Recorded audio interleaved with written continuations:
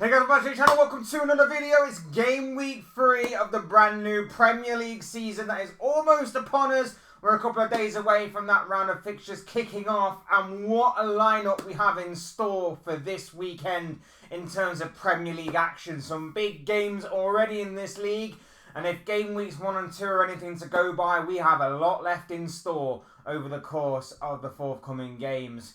Before we get into all of the talk, analysis and predictions, though, I would like to remind you all to please like the video and also subscribe if you're new. Both things are always greatly appreciated from you guys. But also, I want to get your opinions, your thoughts, your comments, but most of all, of course, your predictions down below in the comment section. I want you to use and abuse that comment section, people. Talk to me on how you think each and every single game will end up this weekend. I'd love to hear from you all on that.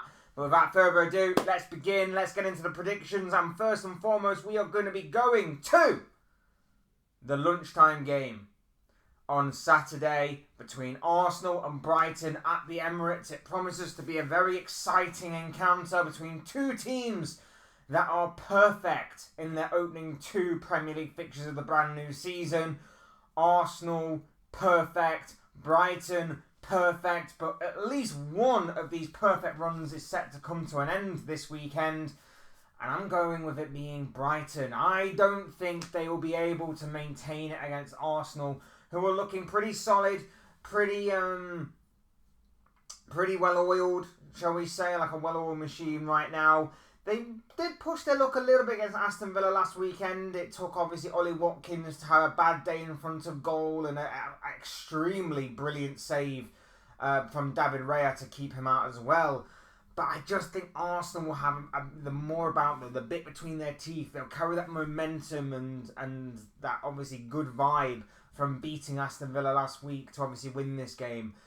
Brighton can cause Arsenal some problems, and I think majority of their play, and obviously we'll learn a lot more about them, I think, after this weekend. If they do lose, if they actually win, we could actually learn a little bit more about the new manager and the new regime over at Brighton, which could be very interesting as well.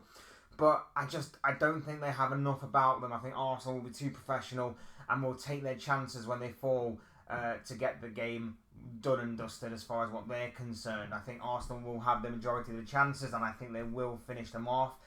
Brighton did let United on a few occasions have a couple of good opportunities that United just didn't work out. I think against a better attacking line, Arsenal will get the job done. But that's not to say that Brighton can't pose their threats on the other side of things. We know how clinical they have been so far this season. We know that obviously they have pace in the wide areas and trickery in the wide areas, whether it be Matoma or Dingra on the left, or whether it be Minter on the right. If their decision making is better than what it was against Manchester United, they could have had a few goals more against United. They could get even a few goals here as well. So it's going to be a very interesting battle between these two that I can't wait to watch unfold.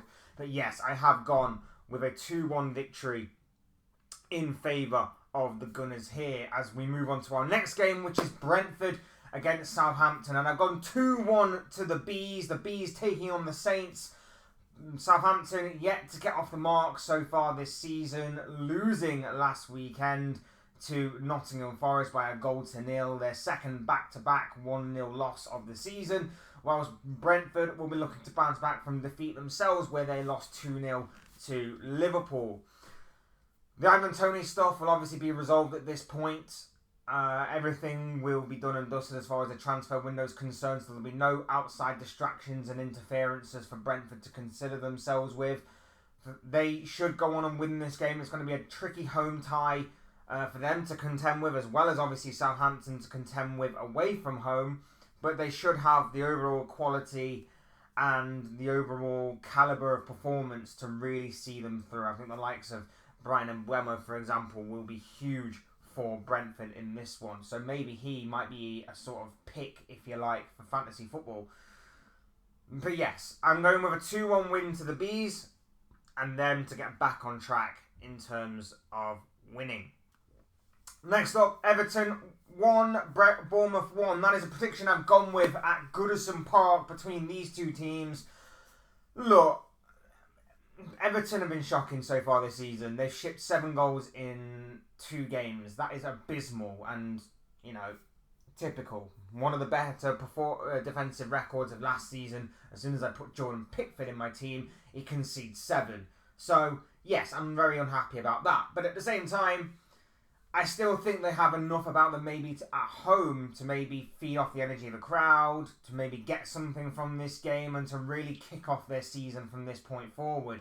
Bournemouth are extremely unlucky not to beat Newcastle at home last week. A very controversial goal that was chalked off for them in the dying stages of the game. They've drawn 1-1 on both occasions this season, and I think they could possibly add a third here. I think they're doing really, really well in terms of playing football and things like that, but they just don't seem to have a clinical edge up front that I think might be their Achilles heel in this one. They'll still create chances. Semenyo is another one to look out for as far as you fantasy football managers are concerned. Started off the season very well, but at the same time, I just think Everton might finally kick off their season with a draw and a point here. If I had to stick my neck out on the line, I'd go with Bournemouth, but I think a draw might be what is coming in this one. But we'll wait and see. Next up, Ipswich against Fulham. Ipswich's season starts here. They've had the games against Liverpool and Manchester City, which is an extremely tough start for anybody, I don't care who you are, but especially for a newly promoted side, extremely tough. And obviously the battering that City and Erling Haaland in particular gave Ipswich last week was huge for both of them two clubs. So this is where Ipswich's season can look to start. It's not going to be an easy tie. We know how difficult Fulham can be, but if they are to look at a more favourable fixture than the previous two that they've had, this is where to look for it. They come up against the Fulham side that are going to be tricky. We know what they've got. We know how good they are. And obviously, Emil Smith-Rowe getting on the score sheet last week. Fingers crossed as far as what he's concerned, that maybe that is the ignition point of where he can go on and really, really show what Fulham fans have been lacking in terms of excitement, in terms of creativity. Maybe get a few goals as well, and maybe sort of reignite his career as well. Someone that I'm really looking forward to seeing develop at Craven Cottage across the season. But in terms of this game, I have gone with Fulham to win by 3-1. I think they'll just have enough quality in the final third to see the game out. Next up, a Midlands clash. A West Midlands clash between Leicester... Sorry, a Midlands clash, not West Midlands. East Midlands, West Midlands clash. Between Leicester City and Aston Villa. Interesting tie, this one. I've gone with a 2-0 win for Aston Villa. I think they will bounce back from that 2-0 loss to Arsenal last week, in which they had probably the better of the chances, Aston Villa, but they just ultimately couldn't take them. And I think this game will represent an extremely good opportunity, not only to get back to winning ways, but to also get on the score sheet a few times. Ollie Watkins, to ease his fears that the past couple of weeks haven't exactly gone for him. Get on the score sheet, get some goals under your belt, get that confidence again moving, and I think this is a good opportunity. Leicester will be tricky at times. They'll have obviously a threat on the direct counter-attack, but it's a game that I see Aston Villa having enough quality both defensively to keep Leicester out and offensively to win pretty comfortably. So I've gone with a 2-0 win for Aston Villa at the King Power Stadium. Now we're moving on to Nottingham Forest against Wolverhampton Wanderers. And I've gone with a 2-1 win to Forest in this one. I think the home crowd will get them across the finish line. I think they'll feed off that energy, feed off that excitement. And I think it's also a fantastic opportunity for Forest to keep up their unbeaten start to the season. Obviously, they drew 1-1 with Bournemouth in game week 1. They beat Southampton last weekend in game week 2. It's a fantastic opportunity before some of the bigger teams start coming to the clashing with Forest, that they have to really get another 3 points on the board here against the Wolves side, who are of course still looking for their first win of the season. They lost 2-0 to Arsenal in game week 1. They absolutely got battered 6-2, especially in the second half, by Chelsea last weekend. They need to get some confidence in them. They need to get obviously some form of positive vibes, positive energy in that Wolves team. And although Forest does represent a decent challenge for them, and obviously a more favourable tie, you would imagine, I think Forest may just have enough about them to get the job done. I'm not entirely confident by this. This could genuinely go any which way. But I am going leaning more towards Forest, just purely based off the first couple of games' form rather than overall. But yes, this one could represent a very interesting challenge. Another Midlands clash for us to watch on Saturday. And yeah, I am going for a Forest win in this one. But again, wouldn't be surprised any which way this goes. So we'll wait and see. Saturday's evening encounter, we'll see Manchester City play host to West Ham. An interesting game lies ahead in this one between obviously a City side that are riding high off of a battering of Ipswich last week. Still unbeaten, still perfect, 2 wins out of 2. And then obviously they come up against a West Ham United side who got their first win under Julian Lopetegui last week. I think a very good 2-0 win over Crystal Palace. Just what the doctor ordered. And West Ham can begin their season from that point forward.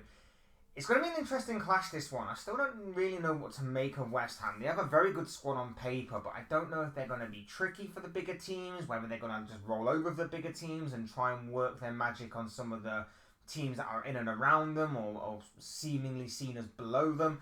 It's going to be interesting to see what happens with West Ham. But what we do know is that they do definitely have players that can hurt Man City. The likes of Jarrod Bowen, of course, Mohamed Kudus, Lucas Paqueta, for example, just to name a few. So offensively going forward, they look pretty strong. I still think their defence is sort of sorting itself out a little bit. But it's going to be very intriguing to watch this game unfold. I have a feeling this could be a very, very good game to watch. And it won't be plain sailing for City whatsoever. But I just think that with their players starting to come back to form for City, with Erling Haaland currently riding on 4 goals this season so far, out of 2 games, I just think they'll continue that momentum forward, and that's why I think they will dispatch West Ham. Not with ease, not with comfort, not with complete plain sailing, having it all their own way, that kind of thing. But I think as the game probably goes on, City will just have more in the tank and probably will win the game and finish the game off the later the game goes on. So I've gone with 3-1 to Manchester City, but I'm not expecting it to go all of Pep Guardiola and City's way. Next up, moving on to Sunday's games, and first up we have got Chelsea against Crystal Palace, a London derby of sorts between these two. I've gone with a 2-1 win to Chelsea. Now, I am fully expecting it to be an interesting game. I'm not expecting it again to go all in Chelsea's favour, but if Chelsea continue where they left off against Wolves, that could spell danger for Crystal Palace side, who are still looking for their first win of the season. This is the Crystal Palace side, of course. They lost on game week 1 to Brentford. They lost on game week 2 to West Ham.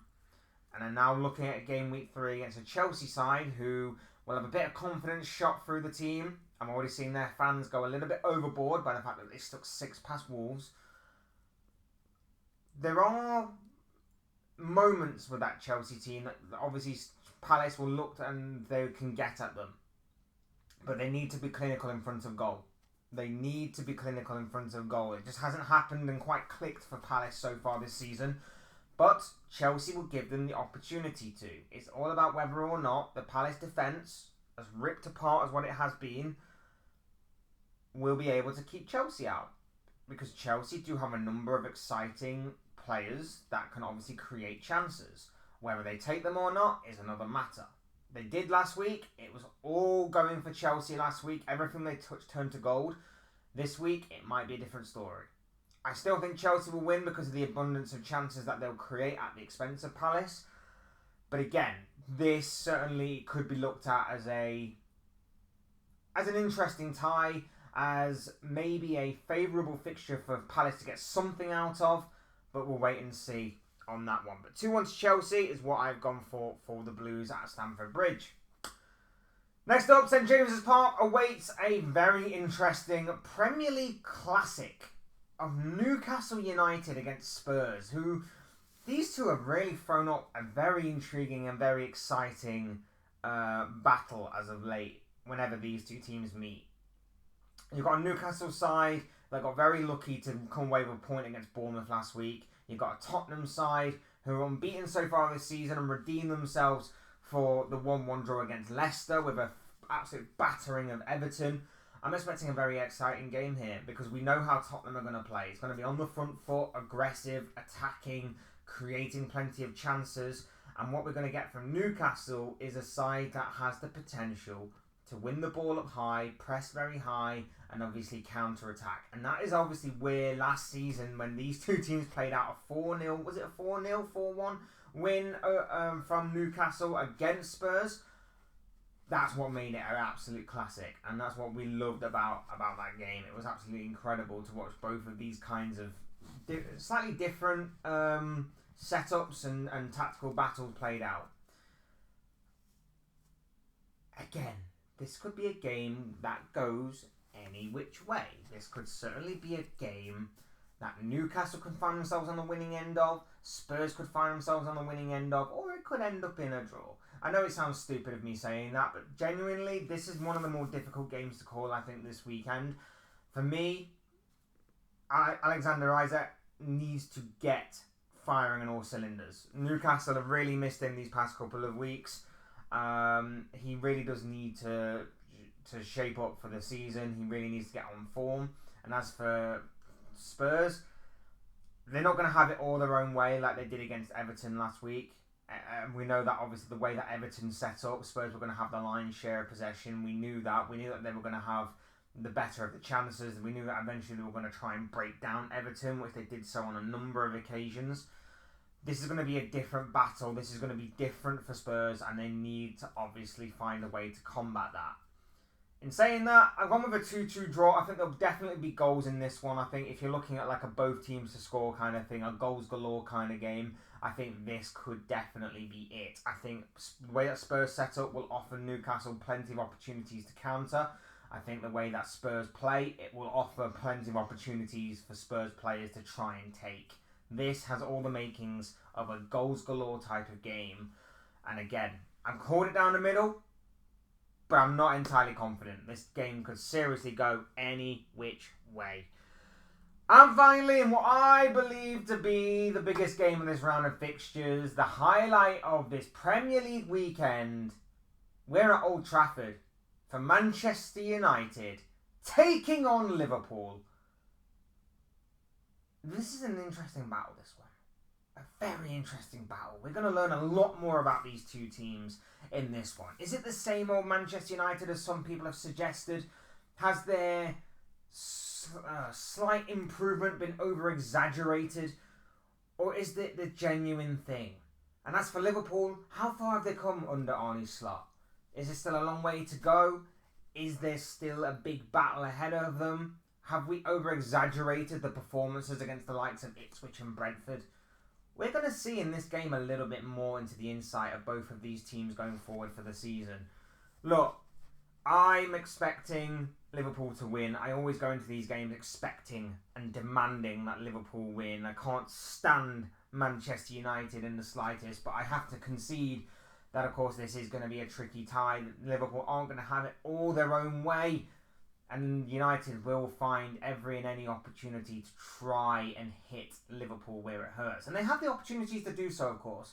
Marcus Rashford normally turns up in these types of games. Bruno Fernandes does as well. They've got Diallo on the right-hand side. We all know what happened when these two teams met in the FA Cup when he was concerned. So we know that United have players that, especially on the counter-attack, can certainly hurt Liverpool.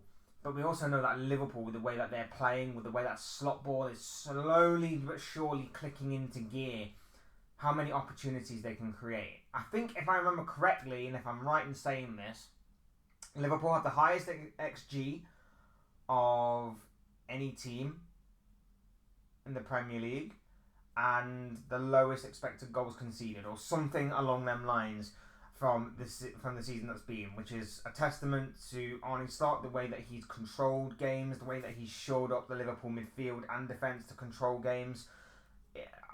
I have no complaints with the way that Liverpool have been playing so far this season. It's been very, very good to watch at times, and there doesn't seem to be a massive drop-off as what a lot of people are expecting so far between Klopp and Slot. So I've got no complaints, but this is obviously a massive game in which I am demanding that Liverpool win, and I'm hoping that Liverpool win. But like I say, they won't have it all their own way, and this could certainly be one of those horrific games that Liverpool just hate, because the Old Trafford crowd is going to be up. The Old Trafford crowd is going to be hostile, and it's going to be up to Liverpool to kind of manage that. It's going to be up to Liverpool to keep calm heads, be professional, and manage the hostile atmosphere, not get too much under the pressure of that, play their own game, and hopefully be clinical enough in the final third to, of course, get the 3 points at the end of it. It's going to be horrible. It's going to be really poor. But I think that with the way that Liverpool have created so many chances in recent games, I think we will start to take a few, and that's why I've gone with a 3-1 win to Liverpool, because I don't think Liverpool, if United aren't going to play Xerxes, they don't really have a vocal point in that forward line, and I think Liverpool can, for the most part, deal with that. United will still create chances, of course they will. It's just the modern day game.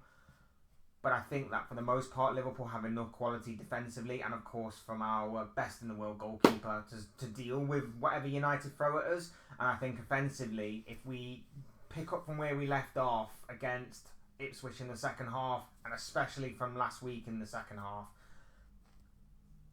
Liverpool can certainly put United to the sword somewhat. So that's why I have gone with a 3-1 win to Liverpool. I think there will be goals in this game, both teams to score.